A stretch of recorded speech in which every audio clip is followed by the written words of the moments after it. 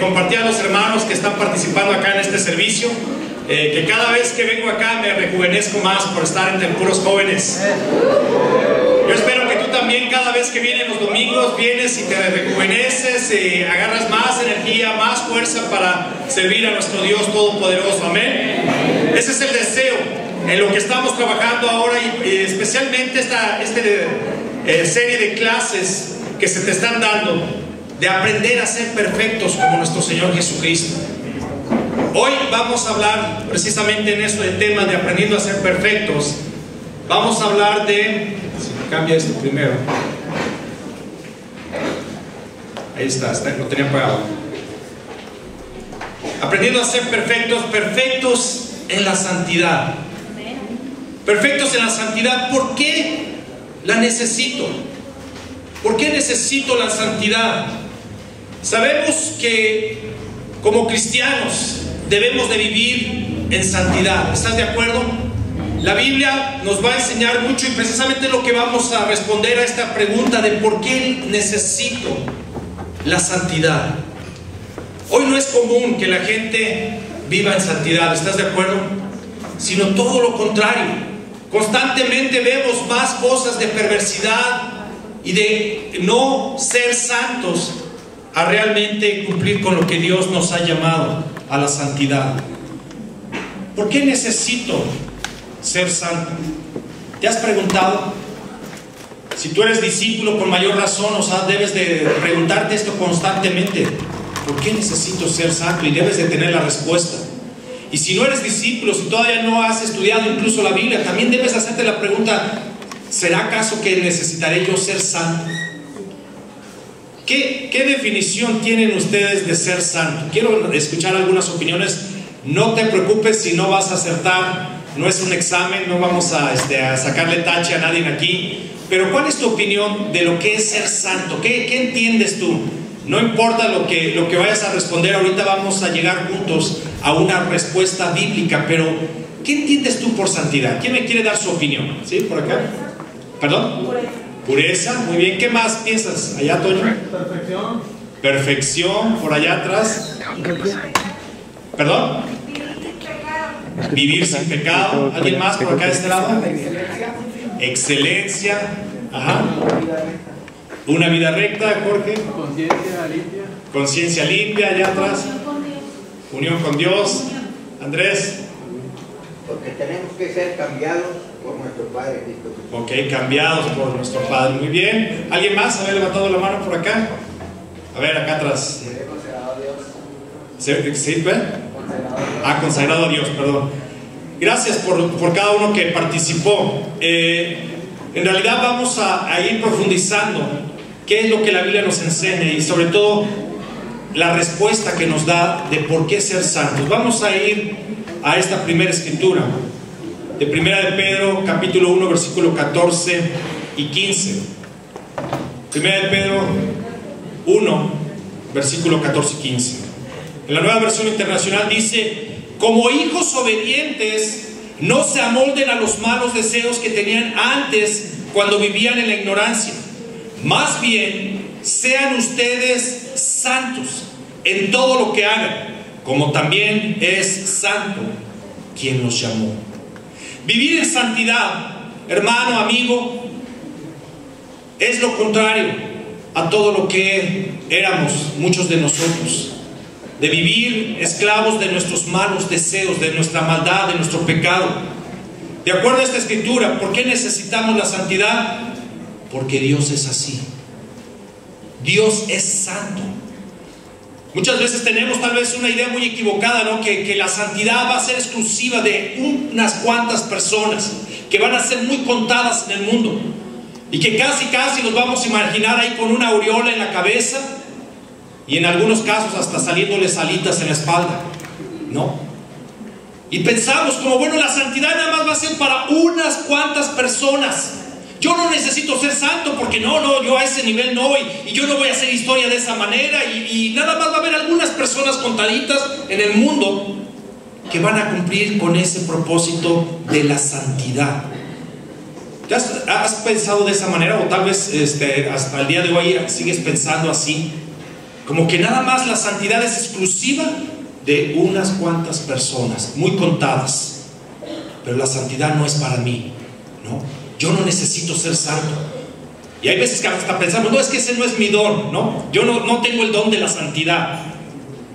Yo tendré otros dones, pero la santidad no se me da. No es mi don. No es un don. Es algo que hemos sido llamados cada uno de nosotros. Viendo otras escrituras aquí en Levítico 11:45, mira lo que dice. Dice: yo soy el Señor que los sacó de la tierra de Egipto para ser su Dios. Sean pues santos, porque yo soy santo. Mira Dios mismo diciendo al pueblo de Israel: yo quiero que ustedes sean santos. ¿Por qué? Porque yo soy santo. Y porque yo los estoy llamando a ser como yo mismo, en ese sentido de pureza, de rectitud, ser santos. Levítico 19:2, ahí mismo, la escritura abajo, dice que hablará con toda la asamblea de los israelitas y les dijera, sean santos, porque yo, el Señor su Dios, soy santo. Otra vez, Dios haciendo el llamado: sean santos, a todo el pueblo de Israel, a todo aquel que estuviera dispuesto a seguir a Dios, sean santos. No vemos aquí diciendo a Dios: ¿sabes qué? Nada más algunas personas que yo voy a elegir o que van a ser muy contados van a ser santos, y los demás que me van a seguir, pues está bien, pero no necesitan todos ser santos. Él estaba haciendo un llamado aquí a todo el pueblo a ser santo como Él es santo. ¿Alguna vez has pensado de esa manera, o tal vez te imaginaste que eso es el llamado para tu vida, de vivir en santidad? Hoy es muy difícil, ¿no? La motivación de vivir rectamente de nosotros no debe de ser porque simplemente es bueno vivir en rectitud, en pureza, o porque es algo que la sociedad lo va a ver bien, sino porque Dios es santo y porque estamos llamados a ser como Él. Esa debe ser la motivación. O sea, ni siquiera debe de ser como: ay, bueno, es que si no soy santo me voy a ir al infierno, si no soy recto, puro, voy a ser castigado. Eso no debe ser la motivación. La motivación debe de ser: yo quiero ser santo porque quiero ser como Dios, en ese sentido de pureza, de rectitud. No estoy hablando de ser igual a Él en su liderazgo, su autoridad y todo lo demás, pero sí hace aquí Dios un llamado muy específico: sean ustedes santos como yo lo soy. Un estilo de vida, una rectitud, una pureza. Y sabes, esto es algo muy necesario para cada uno de ustedes, especialmente el grupo desde jóvenes, los universitarios, los solteros, porque las invitaciones a todo lo opuesto a la santidad van a estar a la orden del día para ti. Van a estar muy tentativas, van a estar muy atractivas, y por eso tú tienes que recordar cuál es el llamado para ti: ser santo, ser puro, recto delante de Él. En 1 Corintios capítulo 6, en el versículo 9 al 11, dice la escritura, 1 Corintios 6, versículo 9 al 11. Mira lo que dice aquí Pablo. Dice: ¿no saben que los malvados no heredarán el reino de Dios? No se dejen engañar, ni los fornicarios, ni los idólatras, ni los adúlteros, ni los sodomitas, ni los pervertidos sexuales, ni los ladrones, ni los avaros, ni los borrachos, ni los calumniadores, ni los estafadores heredarán el reino de Dios. Y eso eran algunos de ustedes, pero ya han sido lavados, ya han sido santificados, ya han sido justificados en el nombre del Señor Jesucristo y por el Espíritu de nuestro Dios. Mira, Pablo, obviamente él estaba hablando aquí a la iglesia, a los que ya habían sido convertidos, a los que ya habían sido lavados de su pecado, como muchos de ustedes que son discípulos. Y él les estaba diciendo que obviamente no iban a entrar por vivir al reino de Dios, por vivir de esa manera. Una lista de pecados que obviamente los excluían del reino de Dios. Si vivimos así, hermano, amigo, no vamos a entrar al reino de Dios. No va a ser por ser más carismáticos unos, no va a ser porque, ay, bueno, ya la última hora, pues Dios se va a compadecer a fin de cuentas de todo el mundo. Aquí está diciendo, obviamente, si vivimos en ese estilo de vida, totalmente opuesto a la santidad, lleno de perversidad, no entraremos en el reino de Dios. Y aún hay un pecado más destructivo que simplemente el no hacer cosas así malas al criterio de nuestra sociedad. En 1 Corintios lo especifica en capítulo 6.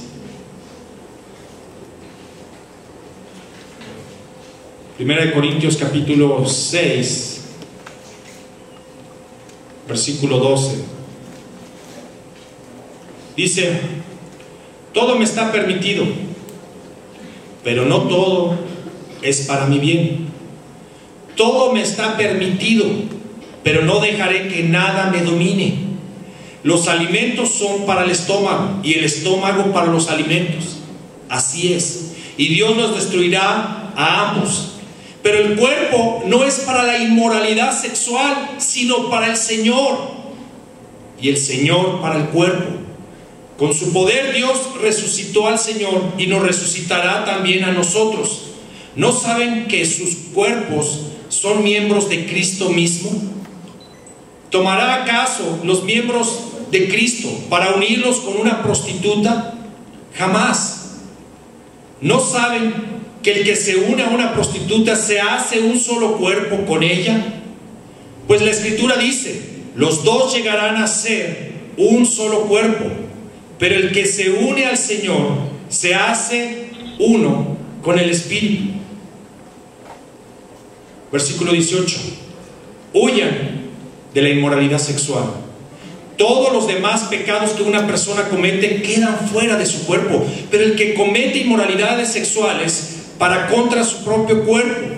¿Acaso no saben que su cuerpo es el templo del Espíritu Santo, quien está en ustedes, y al que han recibido de parte de Dios? Ustedes no son sus propios dueños, fueron comprados por un precio.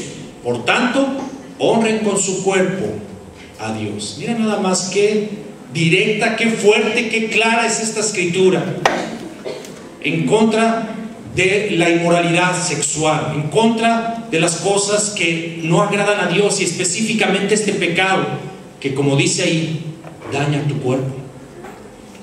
Que los que sabemos que estamos dentro de la iglesia, sabemos que nuestro cuerpo es el templo de Dios, donde Dios va a habitar por medio de su Espíritu. Y si tú ya eres discípulo, tú con mayor razón entiendes esto, que Dios puso su Espíritu habitando ahí en tu corazón. ¿Cómo vas a dañar ese templo?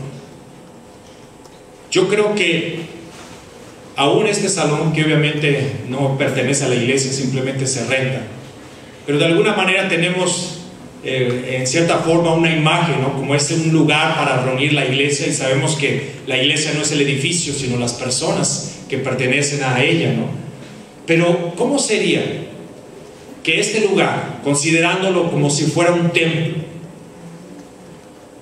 lo encontraras todo destruido, con hoyos en la pared que se vieran al otro lado, el techo caído, lámparas rotas, sillas todas rotas, todo destruido? Obviamente, pues de entrada, pues te impactaría mucho, ¿no? Dirías: ¿qué pasó aquí? ¿Qué es esto?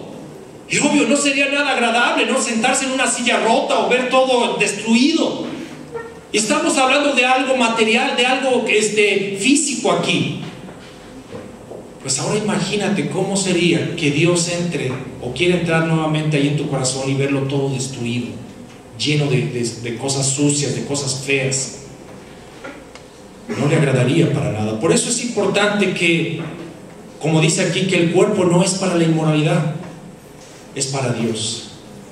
Nuestro cuerpo debe de ser dedicado para Dios. No somos dueños de nuestro cuerpo. Hay veces que nosotros usamos nuestro cuerpo como si fuéramos nuestros propios dueños. Déjame así, estoy bien. Si como demás, no importa, es mi cuerpo. Si soy inmoral, ¿qué importa? Soy yo. Y pensamos como: esto es mío, me pertenece, cuando la Biblia dice, ya no te pertenece, tu cuerpo aún es de Cristo. Y en eso debemos de estar bien claros. Si ya lo sabías, es para que lo reafirmes y lo tengas presente. Si no lo sabías, es para que ahora de aquí en adelante lo tengas presente. Amén. De poder pensar precisamente, quiero que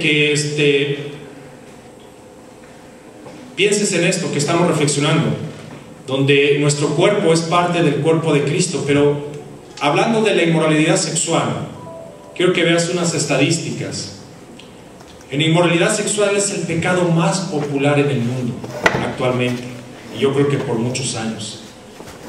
Alrededor de 8,000 sitios pornográficos se añaden a internet cada mes. Más de 25 millones visitan sitios pornográficos cada semana.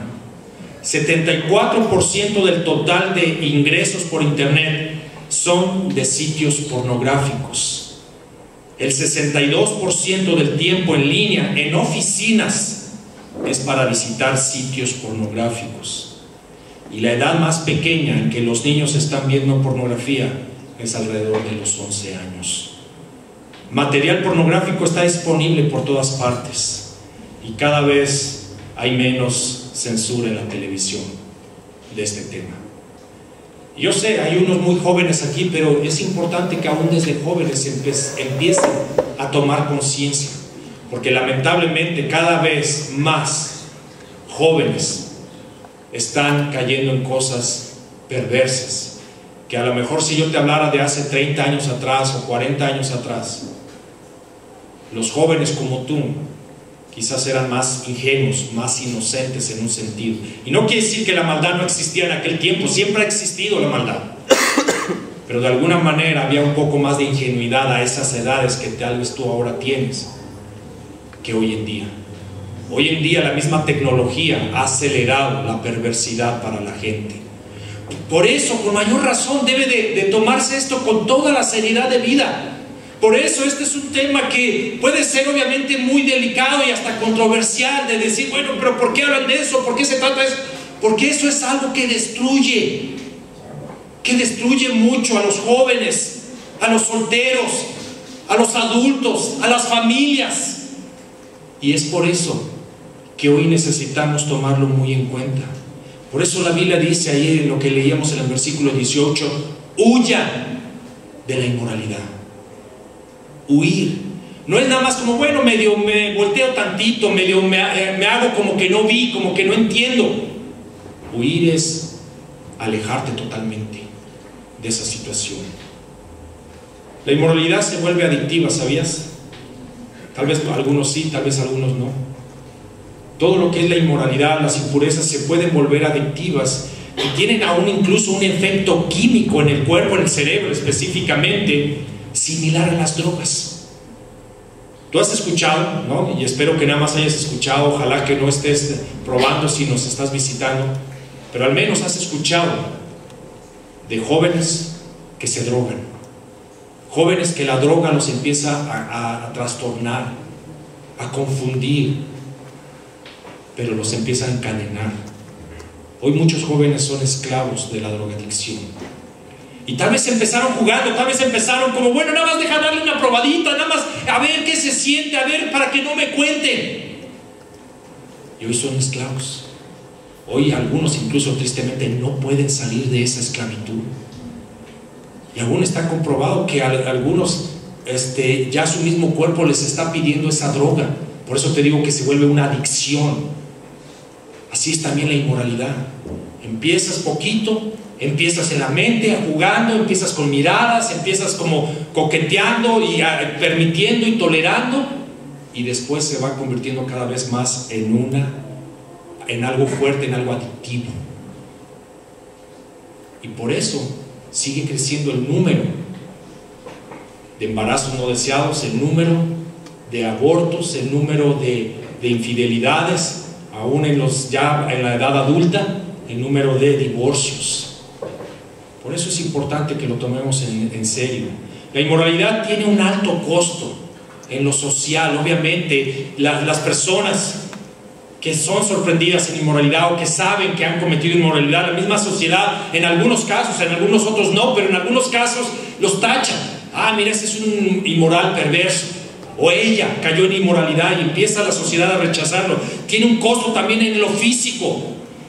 ¿Cuántas personas no se han enfermado de enfermedades venéreas y aún lo que es más grave, el SIDA, por ejemplo, que aún llegan a morir por haber jugado con eso, por haber pecado en eso? También tiene un costo incluso en lo legal. Cuando por causa de la infidelidad los matrimonios están pagando para divorciarse y para deshacerse de esa situación, tiene un costo financiero, ¿no? De estar ahí pagando todo eso. Pero sobre todo tiene un alto costo espiritual. Soledad. Una persona que es adictiva a la inmoralidad, a las cosas impuras, va a experimentar mucha soledad a pesar de que esté rodeado de muchas personas. Es una persona que va a tender a ser muy aislada, muy insegura, porque su mismo pecado le va a estar acusando constantemente, y entonces va a estar todo el tiempo, te vuelvo a repetir, aunque esté rodeado de mucha gente, se va a sentir solo, porque no tiene la confianza de hablarlo, no tiene la libertad de decir, no tengo nada que esconder. Entonces, cuando hay cosas así malas pasando, uno se vuelve solitario, y eso es lo que menos queremos crear en la juventud, crear en los solteros. Por eso quiero que tú lo pienses, qué tanto te puede afectar eso. También en los resentimientos. Personas que viven en inmoralidad, en cosas impuras, empiezan a crear resentimientos. ¿Por qué no me hizo caso? ¿Por qué pasó esto? ¿O por qué tuve que hacer aquello? ¿Y por qué me trataron así? Algunas personas incluso han sido abusadas en esa área. Y allí se crean todo ese tipo de resentimientos. O también la autocompasión. No, es que no me entienden, es que yo nunca he tenido novia o novio, y es que no entienden mi necesidad, y empiezan a autocompadecerse. Pobre de mí, por eso me obligo a hacer esto, por eso caigo en esto, porque pobre de mí. Ve el alto costo espiritual que tienen. Y ya obviamente esa culpa, llevándola a un extremo, también llega a causar tanto suicidio físico, y obviamente en eso sí más seguro, un suicidio espiritual, de no estar esperanzado con Dios. Por eso tú tienes que hoy pensar que hay que cuidar mucho aún las cosas que hacemos, aún la manera en que nos divertimos. Tú debes de pensar, bueno, ¿qué tipo de diversión voy a elegir? Hoy la invitación, joven, soltero, universitario, va a ser de muchas maneras. Y no estoy diciendo que ya no te diviertas. Al contrario, queremos tener jóvenes, solteros, alegres, felices, que disfruten. ¿Sabes? Yo llegué a la iglesia como soltero y yo disfruté mucho mi soltería dentro de la iglesia. Y sigo disfrutando ahora como casado, pero yo te quiero decir que sí se disfruta como soltero en la iglesia. Tal vez no lo has hecho de la manera correcta, tal vez no has encontrado todavía bien la forma, pero de que se disfruta, se disfruta. Pero tú eres el que está libre de elegir qué tipo de diversión voy a querer para mi vida.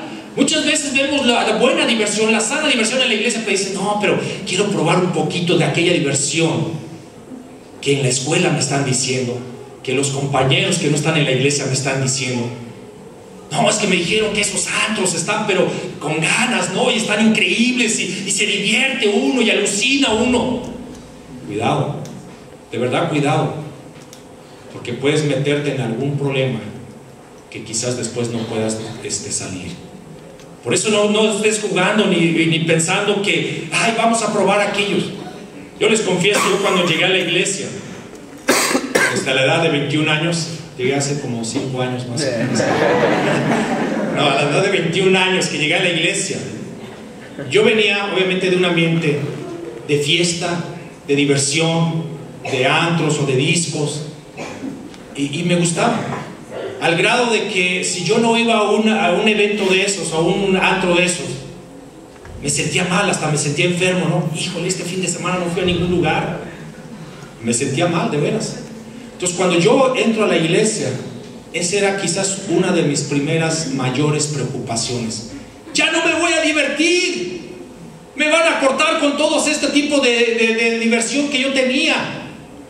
Y honestamente sí me sentí al principio como muy amarrado, decir, ya no voy a ir a aquellos lugares.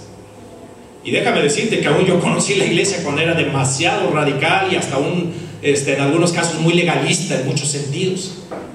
Pero aún así, yo encontré una verdadera diversión y sana diversión dentro de la iglesia. Por eso yo quiero que tú pienses y sepas elegir lo que es correcto, no lo que el mundo te ofrece. El mundo te va a ofrecer cosas luminosas, maravillosas aparentemente, pero ¿a qué precio? ¿A qué precio vas a pagar eso? Es impresionante cada vez cómo aún esos antros se ha sabido y se ha escuchado recientemente de que venden bebidas adulteradas, ¿no? Se ha sabido obviamente que personas ponen pastillas o cosas para que las mujeres duerman ahí.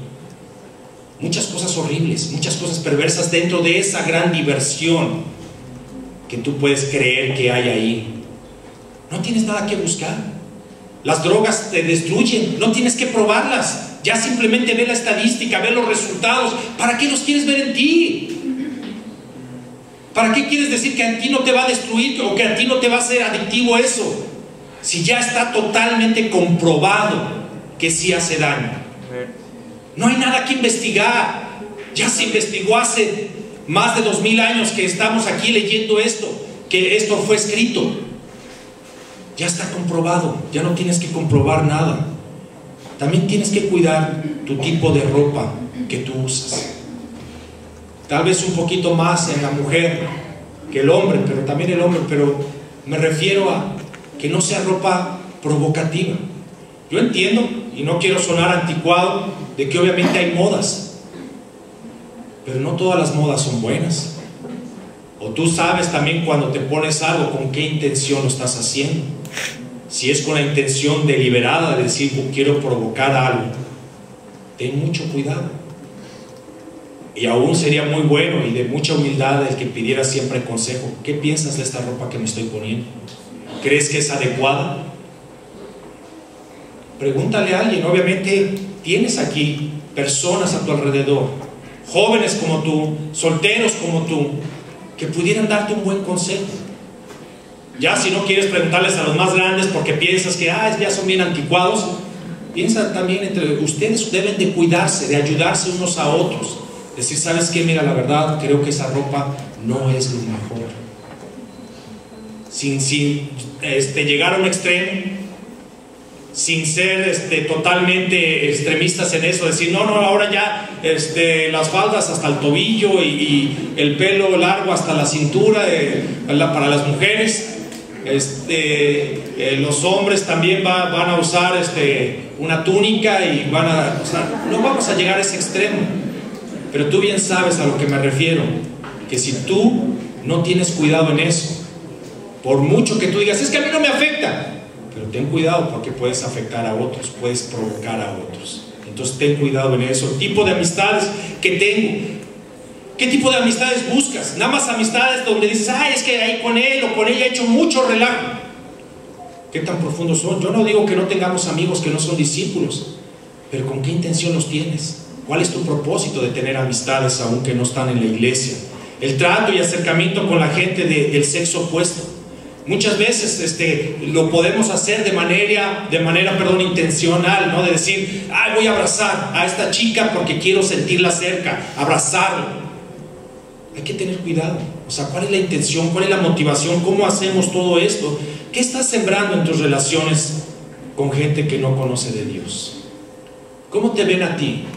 Te pueden confundir fácilmente como ellos que dicen, pues mira, está bien loca y bien loco igual que yo, ¿no?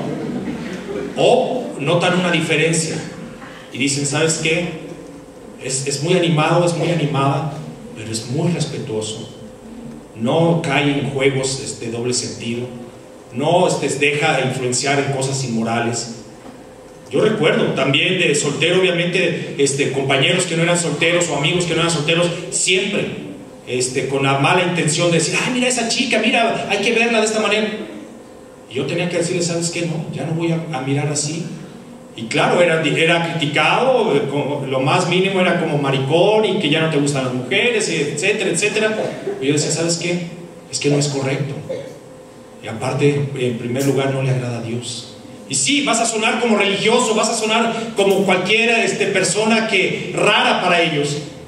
Pero es mejor pasar de así y llegar al cielo bien delante de Dios, a estar cayendo en lo que tus compañeros dicen y quedarte sin entrar en el reino de Dios. ¿Qué estás sembrando? ¿Qué estás sembrando hoy también en tus relaciones en la iglesia? Aquí se han hecho muchas fiestas y Dios quiera que se sigan haciendo muchas más. ¿Pero qué estás sembrando? ¿Pura diversión? ¿O también hay profundidad en tus amistades aquí? De que sí, es bueno que compartan sus gustos, de la moda, de la música, que se diviertan, que hagan deporte, que salgan a retiros, etcétera, etcétera. Pero, ¿qué hablas con tus amistades aquí en la iglesia? ¿Cuáles son los temas que tú tratas con los hermanos, hermanas aquí en la iglesia? ¿Sabes lo increíble cuando se forma y se trabaja en una amistad espiritual? Eso hace más sólidas, más fuertes las amistades en la iglesia. Y estoy hablando incluso de hombre y mujer, no nada más entre hermanos, hombres y hermanas, mujeres que se hagan amistades, sino aún con el sexo opuesto también se hacen amistades increíbles. Yo antes de casarme, antes de obviamente conocer a mi esposa, forjé y formé amistades también profundas con hermanas, que incluso a la fecha, ya hermanas que también ya están casadas, y a la fecha tengo buena amistad, ¿no? Tengo buena amistad con ellas, una amistad de respeto, una amistad que podemos recordar, por mencionar a alguien que obviamente ustedes conocen, Sonia Arroyo, la mamá de Andrea, de David, de Daniel. Ella y yo llegamos acá como solteros al equipo misionero y obviamente compartimos muchas cosas por ser misioneros. Y a la fecha todavía recordamos y todo eso, pero siempre ha habido ese respeto, esa amistad, y así también tú puedes construir amistades donde incluso también puedas ser ayudado en un momento dado, donde alguien pueda venir y decir, hermano, con todo respeto, aunque sea una hermana, quiero decirte algo. Y a mí me han ayudado. Yo espero que tú también te dejes ayudar y que tú también ayudes a otros con tu amistad. Ese es el tipo de amistades que debemos de sembrar. 1 Tesalonicenses 4, 3, 8 dice, la voluntad de Dios es que sean santificados, que se aparten de la inmoralidad sexual, que cada uno aprenda a controlar su propio cuerpo de una manera santa y honrosa, sin dejarse llevar por los malos deseos como hacen los paganos, que no conocen a Dios, y que nadie perjudique a su hermano, ni se aproveche de él en este asunto. El Señor castiga todo esto. Como ya les hemos dicho y advertido, Dios no nos llamó a la impureza, sino a la santidad. Por tanto, el que rechaza estas instrucciones no rechaza a un hombre, sino a Dios, quien les da a ustedes su Espíritu Santo. Mira nada más, qué fuerte, qué directa esta escritura. El que desprecia, dice ahí que esta enseñanza desprecia directamente a Dios. Tú no puedes engañar a alguien. Y ojo, aquí mucho me dirijo ahora más a los solteros, a los varones. No pueden nunca engañar a alguien en la iglesia, a una hermana, de que no, mira, bueno, se nos ha dicho que no podemos andar mucho tiempo solos, pero tú no te preocupes, yo puedo andar contigo, yo te voy a cuidar, podemos vernos a solas. Cuidado, porque Satanás es muy astuto y puede hacerte caer en algo que no sea propio de un discípulo, de una discípula. Por eso no engañes a nadie y no te dejes engañar tampoco. Los consejos que siempre se buscan dar en la iglesia van con toda la intención de cuidar la rectitud y la pureza, no de controlar a nadie, no de limitarlos a que ya no van a hacer nada, ya todos deciden aquí. Yo prefiero que alguien me ayude a orientar mi vida si se está yendo chueca, a hacer mi propia voluntad y después fracasar en todo sentido. Por eso es importante que tú también no desprecies esa enseñanza, que no dejes que alguien te engañe y mucho menos tú engañes a alguien. Es muy grave hacer caer a otro en pecado. La Biblia dice que sería mejor que se le atara, no una piedra en el cuello, y que se le echara allí al agua. No puedes tú engañar, no puedes seducir a alguien. No, mira, no es así, mira, yo te explico. Tú tienes que pensar que eso es muy peligroso y que lamentablemente Bueno, por un lado afortunadamente que han sido muy pocos, pero también lamentablemente que algunos han engañado a otros en ese sentido. Y es cuando vemos que hermanos se apartan de la iglesia o hermanos seducen a alguien y se van de la iglesia, y no queremos que esto suceda. Lo que queremos es que ustedes cuiden su rectitud, cuiden su pureza como hermanos en Cristo, ¿no? Yo creo que si uno piensa en una hermana carnal y la amas y la respetas, tú dices, ¿sabes qué? Yo voy a cuidarla, no le voy a hacer ningún daño, ¿no? Yo tengo 2 hermanas carnales que siempre procuré cuidarlas.